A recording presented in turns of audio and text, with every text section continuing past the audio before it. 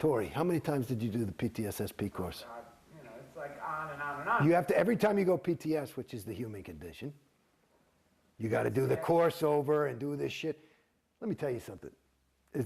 That's another racket, PTS. I'm not sure if we got PTS description on PTS camera. is potential trouble source. So all injury, accident, and illness. Listen to those three words. All injury, accident, illness, is all because of PTS. Everything negative that happens is because of PTS, which means you are a P potential T trouble S source. Wow, that sounds weird, a potential trouble source. So in other words, not only did you just slip and split your lip, but you better get away from this guy, because if you're near him, you're going to split your lip too, and your business is going to fail. He's a potential trouble source. So you got to take him out. It's like he's got, it's like you don't come to school with the flu. This is like the spiritual flu. So it's like heavy shit. And now there's only one reason that you are a potential trouble source. One reason is that you're connected to an SP, which is a suppressive person. Now this is the 2.5% of awful people like Tori who are fucking it up for the rest of us, good people. and it's a funny thing. It's funny. As I zip around, my best friend, this is my best friend. I mean, like, this is a guy that I was, in 9th grade, I met this guy. And like I saw this guy, came to my school in 9th grade, and I saw this guy, and I was a gregarious kind of kid, and he was new. And I saw him, and I said, you know something? You and I are going to be friends. I think that's the first thing I ever said to him. And I was right. He's a big famous actor now, and an amazing guy, David Duchovny. And David, my best friend, I mean, I'm talking about a friend, our relationship was adversely affected by my being in Scientology. He was very cool, but he wasn't into it. He was happy for me. He never gave me any fucking thing about it, But, and I think his wife, I perceived that, she was a little bit more like that. At any rate, and they were right. But, and then everybody in Scientology, not everybody, that's a generalization. I'll give you people. Marty Rathbun, Susan Watson, Dave Pettit, a couple of RTC terminals people said, well, he's a 1-1 SP. Okay? In other words, trying to destroy my relationship with him, and it affected our relationship. 1-1 is a definition is covertly hostile. Hey man, I'm your friend. I really am. You fuck. That's covertly hostile. And so one of the first things I did, we'd stay in communication, but the further I got in,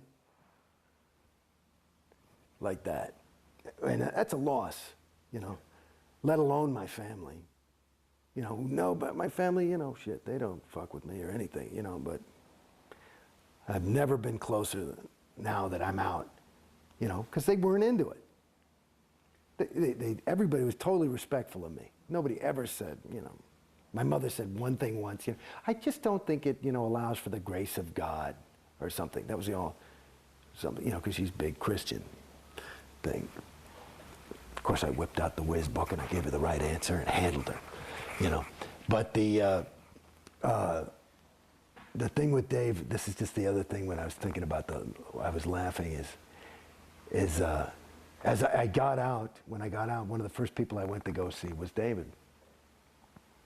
And, his whole family was out of town, and, And I was just moving here, and now we live in the same city. And so I went over to his house, and we're just walking around, and we talked about it a little bit, just a little bit, because I just said, oh, by the way. I said, oh, okay. So we started to talk a little bit about OT levels and stuff like that, And he doesn't watch South Park or whatever the fuck, but he doesn't know this whole. So what is that? What is the? What were you into? Why? What is the OT? Or so I don't know if he asked the question, but somehow I went and I explained to him, and here I am, just kind of basically, it just walked out the door, and it did so much for me, but. I started to explain to him the story of Xenu and the loyal officers. And I tell you, fuck me. I mean, I couldn't get a third of the way through the story. And we had our faces on the floor. We were laughing so hard. I mean, you couldn't even talk. It was just, because it's retarded. It's insane. What was your reaction, though, when you saw the packet with the info? How did you react? Well, that's the other thing I got to say. I mean, like I had told you earlier, I had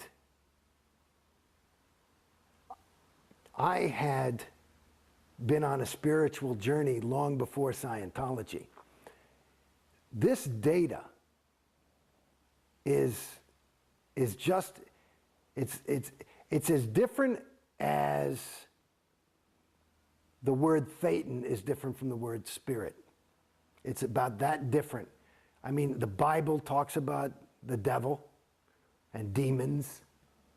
It's nomenclature. The entities is what they talk about in these New Age religions. So all that stuff about Thetans, I mean, it was a little because I was in Scientology heavily, so I was a little bit like this. But I thought, okay, and I remember that was my thought. I said, okay, well, that's obviously, it wasn't that big of a surprise to me. And I just thought, it's like one of those moments, now that I look back and really look at it, there was a moment where I could have woken up there. But you choose not to. And that's part of the reason why Scientology is expensive. Well, if you're paying a lot of money for it, it makes it more valuable and you give it more. It's like I was just listening to the fucking radio today. There's this guy, he was working at MTV and they were in New York. This is just on NPR today. This guy, and he was on this art channel on NPR. And he was working at MTV, and they were talking about packaging and marketing and how important it is. And the guy, and he was talking and saying it was important, and that it was, this other guy said, it's not that important. He says, bullshit. And they had a little bit of an argument, and he said, well, let me show you something. And he went, and he was in New York, and he went, and he grabbed little garbage, and he put them in little plastic boxes, and he put a little stamp on them and dated them and signed the, and numbered them, and he's selling them for $50 each as art. Started as $10 as just, and it was like a little gift. But now that they're up there $50 and $100 each, the people are actually calling them art. So it's an interesting thing. So again, it's your own, you're driving the car. It's just that you don't realize that the car, as a Scientologist, because you're in the trap, it's got a pre-rigged route. It's called the bridge. And so you feel like this is this easy life. I just got to sit here and the car basically drives itself. All I got to do is show up at the church and I'll be happy. And there you are. And you're on the bridge to total freedom. To total freedom. Yeah, they free you from yourself. That's one of the brutally ironic things about Scientology when they have a slogan called Think for Yourself. Yeah. And you find yourself thinking exactly what Scientology wants you to think, it seems. No, but you're doing it yourself. That's why it's pretty good. I mean, it's really insidious. It's quite, it's so bold and bald-faced that, you just would never suspect it. It's another, reminds me, you remember those, I used to smoke cigarettes. And so I was smoking cigarettes and I wanted to quit and I couldn't quit and I'm smoking. And then these new cigarettes came out from American Spirits. And and they're supposed to be all natural, right? And the fucking thing on it, it said addictive free. And I said, bullshit. So I started smoking and I'm down to like 2 cigarettes a day. And I'm like fucking disseminating the shit out of these things. They're the best cigarettes in the world. And I'm telling everybody, these are addictive free. I'm hardly smoking at all. I say, look, it's addictive free. It says, that's not, it says additive free. I went right back to a pack a day. So it's the same kind of, you know what I'm saying? It's you know, you're playing the game by yourself. It's a mental. Well, I don't think it's fair to say by yourself, because it seems like this entire structure of Scientology has been built to funnel you onto the bridge and keep you on the bridge. Yes, yes, and those people that I suspect, again, I'm not an expert, and this is some of the things. This is one of the things that I can't fully confront yet. I can say that, in my opinion, that the lion's share, at least well over 99% of your Sea Org people are the truest of the true believers, okay?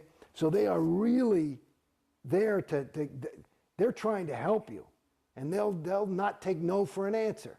It's like, you know, your son wants to touch the stove, and, you know, you're willing to physically stop him, even though he's sure that he wants to see that beautiful blue thing that's dancing there and touch it, right? And maybe even put his hair in it or something, you know what I mean? He doesn't know what fire is. They are willing to give their lives practically to keep you on the bridge, because this is for your own good. So, but they are doing it. That's just one individual, and that individual is doing his job. There's not a lot of them that need to be told to get up in the morning. They're on autopilot too, but the whole group is it becomes, you know, this living, breathing thing. And the thing that I haven't quite confronted is, I can't quite see what the fuck anybody gets out of it. Like, you know, is COB, does he want $300 million? Is that what it is? Does he want $1 billion? And COB is David Miscavige. I mean, is that it? Is it just his power hard on? You know, or is it just insanity? You know, I mean, I wonder, is LRH, was he just crazy? You know, there are people, maybe he was an SP, you know, whatever. But I don't know. I mean, the jury's out for me. I haven't, like I said, I can't confirm. I don't see what the fucking, like, if I wanted money, I know for me, if I wanted $1 billion or something like that, I couldn't do that.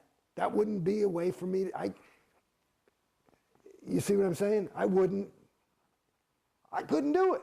I'd probably kill myself. You know what I mean? I just couldn't live with myself like that. I certainly couldn't look my son in the eye. You know what I mean? But that's me. And maybe that's me, PTS. Maybe I'm fucked up. Maybe that's my conscience, whatever the fuck that is.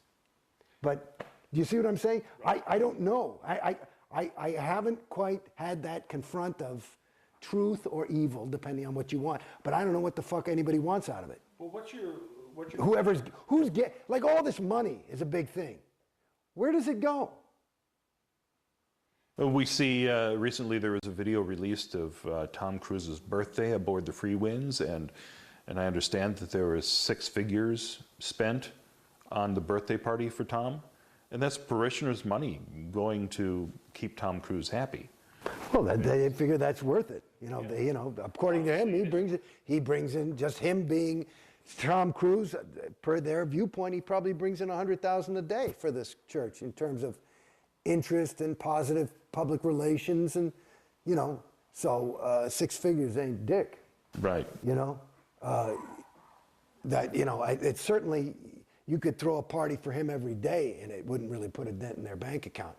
So I don't know what the, you know, a party, you know, people like to get mad at COs who take these big things, and Tom Cruise is party, and there was some, the fucking Free Winds is, let me tell you, is a flea bag. I mean, it's not a fucking nice boat, you know. I mean, I've been on that thing. I got seasick every time. So. But speaking of Tom Cruise, you were talking earlier about your identity being stripped and being replaced with that of Scientologist, and certainly you can see that in Tom Cruise and in well, I mean, the recent I can't speak for videotape that Tom was Cruise. released. Yeah, but I would suspect that that's what's happened, you know, and he was off for a while, and You know, he's in gung-ho. You know, I'm sure he went through a big ethics cycle and woke up, you know, because he probably had some trouble with his wife and he found his ruin. You know, I think he's probably, I mean, I would just, maybe he has trouble with girls or something like that. You know, that might be his whatever. I don't know. Anyway, he's But always been, at any rate, he seems like the, you know, ideal of what a Scientologist should be. I mean, dedicated. well, I was in there. You know, COB called me the poster boy for Scientology. I was as gung-ho as you could get. How did it turn around for you? Why did you start to doubt? Well, it not only didn't work anymore, the more auditing I did, which I was more and more encouraged to do, the worse I got. I was starting to go fucking crazy. And it was fucking me up. How far up the bridge did you go? I'm a class 5, OT5. I've done all my L's. Done a lot of, what do you call those fucking things? You know, all those other courses, data series things and blah, blah, blah.